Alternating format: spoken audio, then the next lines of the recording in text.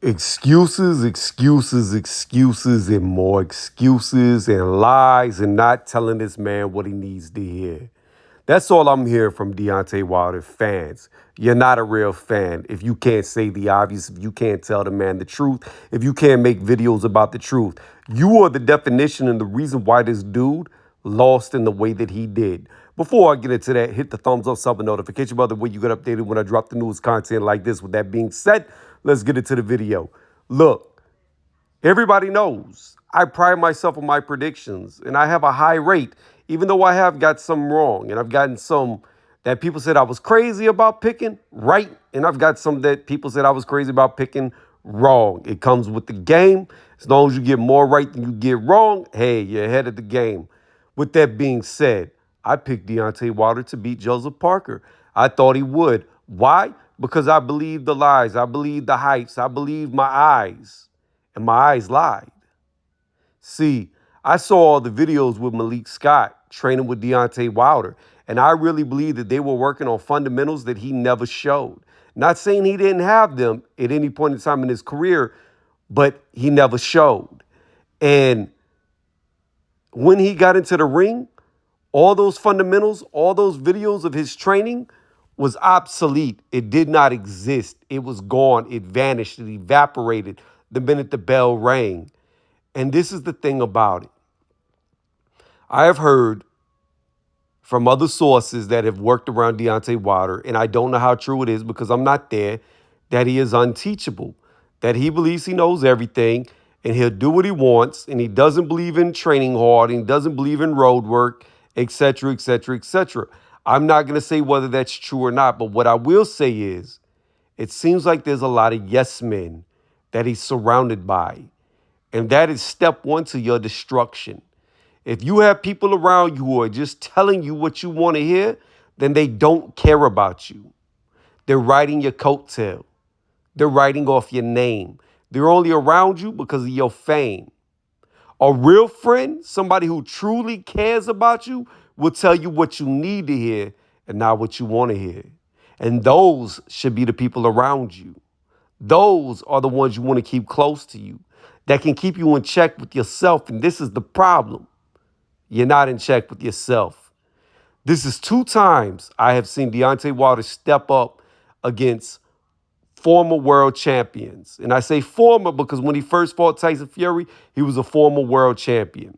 In the first fight, I saw Deontay Wilder get outboxed 10 out of 12 rounds. The 2 rounds that I gave Deontay Wilder where he had the knockdowns, Fury, if you take away him getting knocked down, won the rest of those rounds. Especially in the first fight when he got knocked down, he completely took over. And it was in that 12th round of that first fight when Tyson Fury pushed forward, he saw that if I push Deontay Wilder backwards, he doesn't have an answer. And that's what he did in the next 2 times he fought him. He came rushing forward like a bull, took control of the fight, put him on the back foot. First fight, the towel came in. He was mad about that. The second fight, all you fans of Deontay Wilder, y'all got what y'all wanted. Y'all got what y'all asked for. No towel, no saving him from himself, and he went to sleep. Then he gets another fight in with Malik Scott. The first one was where he went to sleep. The second one, he gets in there with Helenius, and he beats him in 1 round. It looks spectacular, but I was fooled. I was fooled by the amazing knockout. I was fooled by the check hook when he was stepping backwards to counter Helenius coming in. That's something I had never seen before. I allowed that good punch to fool me into thinking that they actually were working on things that they weren't working on. It was just Wilder reacted and caught him with a good punch. That's what I'm convinced of right now. Because when he got in there with Joseph Parker, he looked lost. Is ring rust real? Yes, it is very real. But what I saw was not caused by ring rust. What I saw was a deer in headlights. What I saw was somebody confused who didn't know what to do with somebody coming underneath him, who didn't know how to stop an overhand right counter from hitting him in the face. What I saw was somebody who didn't know how to fight with constant pressure putting on them. And I have to ask myself, and this over a year and a half that Deontay Wilder has been preparing for fight after fight, alleged fighter pulling out, what have they been working on? Because it didn't look like they had been working on much. And I'm not saying that Joseph Parker is a bad fighter because he's not. Like I said, a former world champion. I would put him up there with the tops. Yes, he got beat by Joe Joyce. Yes, he got beat by Dillian White. And yes, he got beat by Anthony Joshua. But all those names are upper tier names. And the thing about it is, he looked completely lost. If you look at the 3 fights that he had with Fury, if you take away the 4 knockdowns, he really didn't do much. He looked outclassed. In this fight, he looked outclassed. And the thing about it is this. Deontay Wilder is 38 years old. First and foremost, I do agree. He needs to be more active. You can't be inactive in this game. But he needs to learn. And I'm not going to say fire everybody that's around you. I'm not going to say separate yourself from everybody around you. But what I am going to say is, if Deontay Wilder is truly serious about coming back in 2024, he needs to hire good trainers. He needs to hire renowned trainers, renowned coaches, whether that be nutritionists or actual boxing coaches. He has to get somebody who can instill in him and teach him what he needs to do. The second thing, I've noticed that Deontay Wilder doesn't get a lot of experience when he fights B-level opponents like Helenius because he blows them out the water. There's the old saying that certain fighters fight to the level of competition. Now, while they may look bad or not so great against lower opposition, it gets you rounds, it gets you experience, it lets you work with them as if you were sparring with them. Whereas Wilder goes in there and he blows guys out who are lower opposition that would build him up to be ready for the higher opposition. So I'm not saying that he shouldn't look for the knockout, but what I am saying is maybe you need to get rounds in and not blow guys that you can blow out the water right away. Now, that could be a double-edged sword. It could be dumb because if you give somebody the opportunity, maybe they stop you. Maybe they win in a fight that you could have won. So it is a double-edged sword. But what I'm saying is he doesn't get a lot of rounds against quality opposition, or I shouldn't say quality, B-level opposition, because he normally can beat them. So where do you place Deontay Wilder? Is he an elite? I would say based off of the 2 former world champions that fought, not even close. Is he an A-level fighter? Based off the 2 former world champions that he's fought, I would say probably not. Is a B-level fighter? I would say no. He's definitely not a B-level fighter because he beats them all and he beats them badly. So where is he? To me, he exists somewhere in between B and A. I can't call him an A-level fighter based off of what I've seen him fight, and I can't call him a B-level fighter being that he's better than all the B-level fighters. He's fringe A-level, I guess. I don't know where you would place him. But what they need to do is they need to bring him back. A fight that I think is very winnable for him that would sell is Gerald Miller. Gerald Miller's coming off of a loss. He's coming off of a loss. Gerald Miller's a big dude, but he's there to be hit. So if he's there to be hit, you can let your right hand go. What did we see against Triple D? He doesn't throw a lot of punches anymore being off the juice. They have history, and Miller can talk a fight up. So you have that. So you have a fight that could grab the casuals. If he can come through Gerald Miller, I would say go to a Joe Joyce, another big man who's slow, who's there to be hit, doesn't have a lot of head movement, and he's a big star in the UK. If you could beat him, who's coming off of 2 losses, probably have a fight in between, more than likely would come off of a win there, plus he's around your age, then you have a big name in the UK. Now you can get an Anthony Joshua fight going. Those who are claiming for Wilder to fight AJ next and should fight him next is ridiculous to me. They don't care about your health or well-being. Maybe you know them. Maybe you want that to happen for a cash-out fight. And if you're looking to cash out, then by all means, get in the ring with AJ next and cash out. But I'm going to tell y'all this. Even though I was saying I thought Deontay Wilder could beat Anthony Joshua because Anthony Joshua looked mentally weak, he has overcome that. See, I say it all the time. Boxing is not static. It's fluid. It changes with every fight, and with every fight, you see new wrinkles and you see new chinks. And the thing about it is this.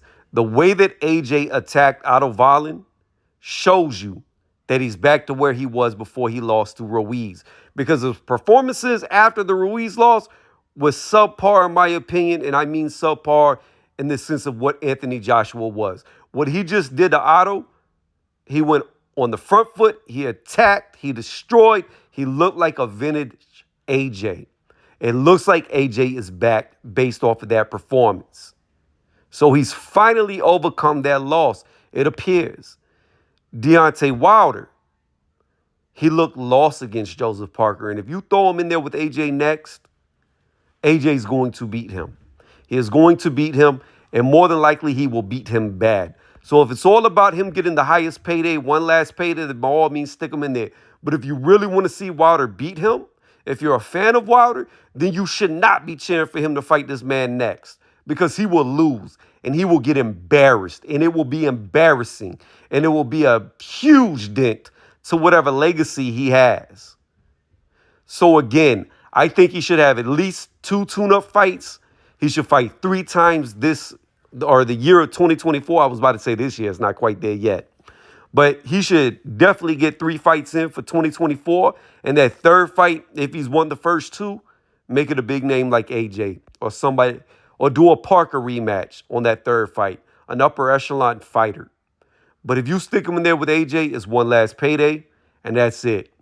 Anybody who's saying that Deontay Wilder at this point in time beats Anthony Joshua, they're lying. They're friends of Wilder and saying what Wilder wants them to say, or they're just wanting some type of notoriety from Deontay Wilder, if not on the payroll, because I'm sorry. I have to be honest, and I have to be true, and I have to keep things straight down the middle for every single fighter, because none of these fighters pay me. I don't know them. I'm not related to them. And I'm sure as hell not friends with none of them. And if I was, I would say what I'm saying right now to their face to hopefully reel them back in and get them where they need to be. He absolutely does not need to get in that ring with Anthony Joshua unless he's looking to cash out, unless he's looking for his last fight of his career. That's the only reason why he would be in that ring, because winnability is out of reach. It will not happen. Now, you can agree with me. You can disagree with me. Leave it in the comment section below. I know I have a lot of fans who are very pro Deontay Wilder, a lot of subs who are very pro Deontay Wilder, a lot of fans who are, I shouldn't say fans. I will never say I have fans. I will say subscribers. Let me change that. I have a lot of subs of mine who consider themselves and are LDBC. They love PBC and they love all those fighters. They're pro-American fighters. And, vice versa. I have a lot of UK fans, etc., whatever. But this is strictly to them how I'm speaking. Understand that I'm saying this because this is what Wilder needs to hear. He is not ready. He needs the proper people around him to get better. But at 38 years old, you're on borrowed time, because Father Time is going to creep in eventually. Eventually, he will creep in. Is he there now? Did he get old overnight against Parker? I don't know. We'll find out in his next fight. But like they say, it's hard to teach an old dog new tricks. And at 38 years old, your time's becoming limited. So you better get somebody in there that you're going to listen to, you need to listen to, and you need to work on everything that you're weak on. In the sparring, they need to have guys that push them to the limits, to the breaks. They need to beat him up to the body. They need to have guys who swarm him, who force him to fight on the back foot. Outside of that, like I said, leave a comment below. Thumbs up, thumbs down. I don't really care what you do for this video, because I'm saying what needs to be said. And one more thing, I'll end on this. That shit about Anthony Joshua was going to retire if Wilder won, I don't believe that for a minute. I don't believe it for a minute. And I say that with saying this. I don't believe for a minute Anthony Joshua was going to fight Deontay Wilder if he won. I believe the plan was always to go for Hrgovic, and lo and behold, they're fighting Hrgovic next. And I believe that was the plan altogether.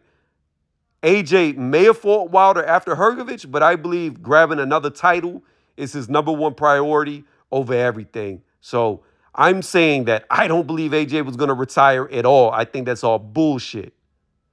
But again, let me know what you think in the comment section below.